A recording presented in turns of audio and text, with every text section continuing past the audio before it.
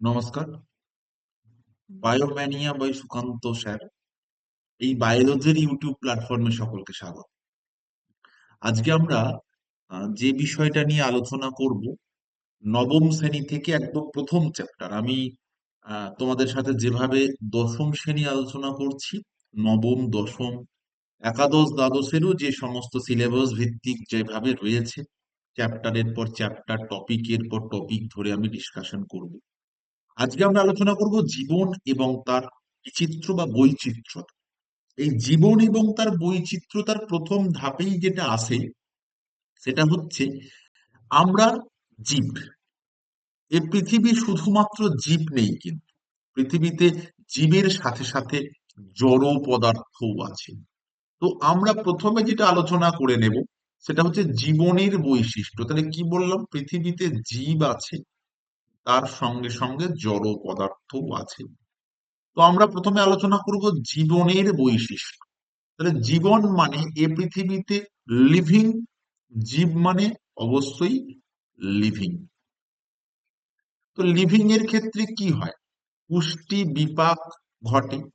জীব মাত্রই সে এক স্থান থেকে অন্য স্থানে যাবে, অর্থাৎ তার গমন সক্ষম হবে, চলন এবং গমন সক্ষম হবে, তার বৃদ্ধি বিকাশ হবে, সে শ্বসন চলন এই প্রক্রিয়াগুলো সম্পাদন করবে, তার অভিযোজন অভিব্যক্তি হবে, রেচন জননের মাধ্যমে তার যে সংখ্যা বৃদ্ধি ঘটবে, এবং তার যে উত্তেজিতা ছন্দবদ্ধতা, জীবনের প্রবাহ মাত্রা চলতে থাকবে। অর্থাৎ এই বৈশিষ্ট্যগুলো কিন্তু জীবের বৈশিষ্ট্য বা যারা লিভিং অর্গানিজম তাদের বৈশিষ্ট্য। পুষ্টি বিপাক হবে, বৃদ্ধি হবে, শ্বসন হবে, চলন হবে, গমন হবে, অভিযোজন হবে, অভিব্যক্তি হবে, রেচন জনন উত্তেজিতা ছন্দবদ্ধতা এগুলো থাকবে। অর্থাৎ সে প্রকৃতির সঙ্গে বিভিন্ন ভাবে তার যে সম্পর্ক, তার যে চলাফেরা, তার যে গতিময়তা সেটা বজায় রাখবে। এই পৃথিবীটা কিন্তু এমনটা নয় যে শুধুমাত্র জীবেদের নিয়ে জীব তৈরি। এখানে জীব এবং জড় পদার্থ এবং তাদের মধ্যে যে ইন্টারাকশন সেটা নিয়েই কিন্তু আমাদের এই টোটাল সিস্টেমটা তৈরি হয়েছে। তাহলে এই যে জীব, এর উল্টো দিকে আমরা আরো একটা যে কথা শুনতে পাই, জীবের সঙ্গে সঙ্গে যে কথা আমাদের কাছে ভেসে ওঠে, একদিকে যদি আমরা জীব সম্পর্কে শুনতে পাই, তাহলে অন্যদিকে অবশ্যই জড় পদার্থ রয়েছে। তাহলে জীবের ক্ষেত্রে আমরা কি জানি? জীবের আকার আছে, আয়তন আছে, কিন্তু জড় পদার্থের আমরা সে অর্থে কোনো নির্দিষ্ট শেপ অ্যান্ড সাইজ দিতে পারি না। জীবের কোষীয় গঠন আছে, জড়ের ক্ষেত্রে আমরা কিন্তু এরকম কোনো নির্দিষ্ট কোষীয় গঠন বলতে পারি না। জীবের অঙ্গ প্রত্যঙ্গের ইচ্ছা মতো সঞ্চালন ঘটে, স্থানের পরিবর্তন ঘটে। জড় পদার্থ কিন্তু এক জায়গায় চিরকালীন স্থির অবস্থায় থেকে যায়। জীবে পুষ্টি ঘটে, অর্থাৎ সে আজ যেমন ছিল, আজ থেকে 5 বছর পর তার শারীরিক বিদিন এক থাকবে না। সে শ্বসন ঘটছে, সে বাইরে থেকে অক্সিজেন গ্রহণ করছে, সে যে খাদ্য খেয়েছে সেই খাদ্য অক্সিজেনের উপস্থিতিতে জারিত হচ্ছে, আমরা শক্তি পাচ্ছি, তাহলে তার শ্বসন ঘটছে।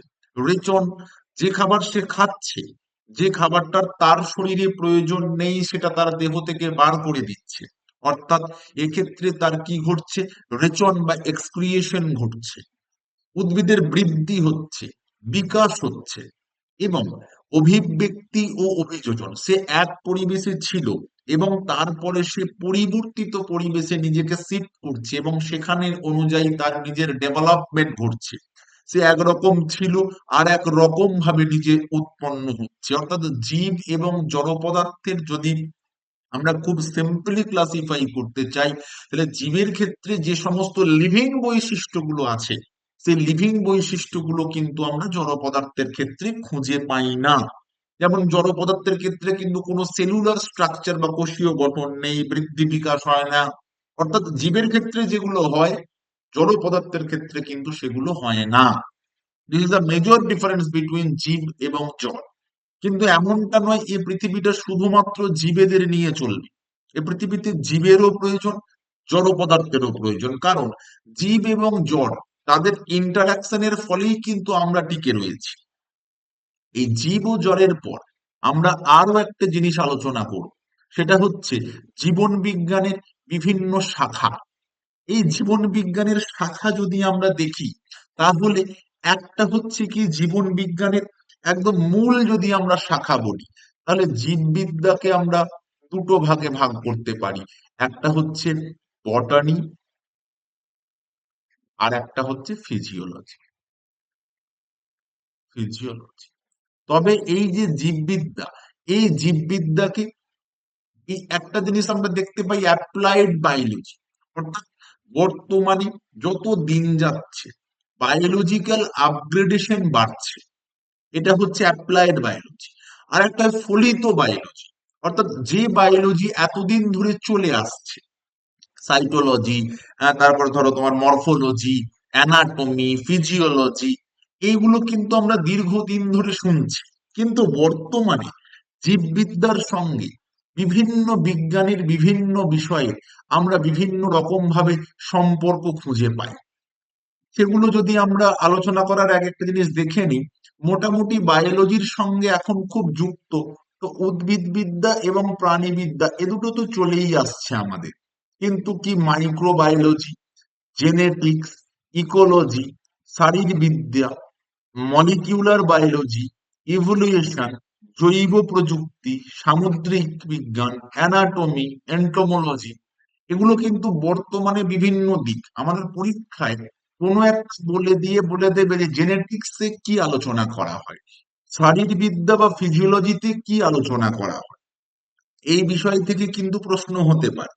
আর বর্তমানে যত দিন যাচ্ছে, যেহেতু প্রয়োগের দিকটা বাড়ছে, তাই জীবন বিজ্ঞানের সঙ্গে বিভিন্ন বিষয়ের আমরা বিভিন্ন রিলেশন গুলো খুঁজে পাই।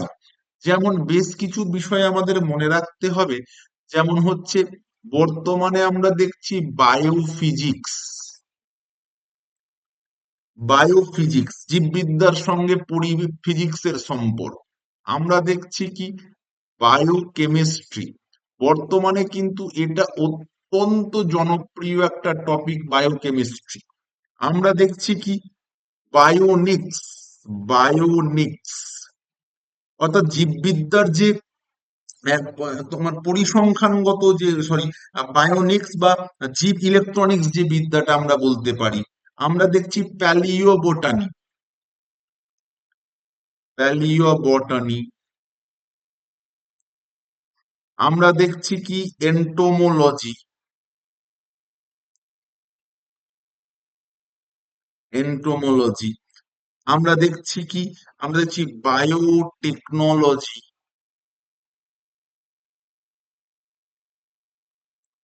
এই যে বিষয়গুলো, অর্থাৎ বর্তমানে বায়োলজির সাথে আমরা কিন্তু বিভিন্ন বিষয়ের ইন্টার রিলেশন দেখতে পাচ্ছি। এবং আগামী দিনে যত আহ, আমাদের এই প্রাত্যহিক জীবনের ক্ষেত্রে বায়োলজি যত যত বেশি সম্পৃক্ত হবে, তত কিন্তু আমরা একটার সাথে অন্য বিষয়ের যে সম্পর্ক বা ইন্টার রিলেশন, এগুলো খুব ভালো করে বুঝতে পারবো। এই যে ধরো বায়োকেমিস্ট্রি, বর্তমানে যে টিকাকরণ, ওষুধ, এগুলো কিন্তু ম্যাক্সিমাম বায়োকেমিক্যাল প্রোডাক্ট।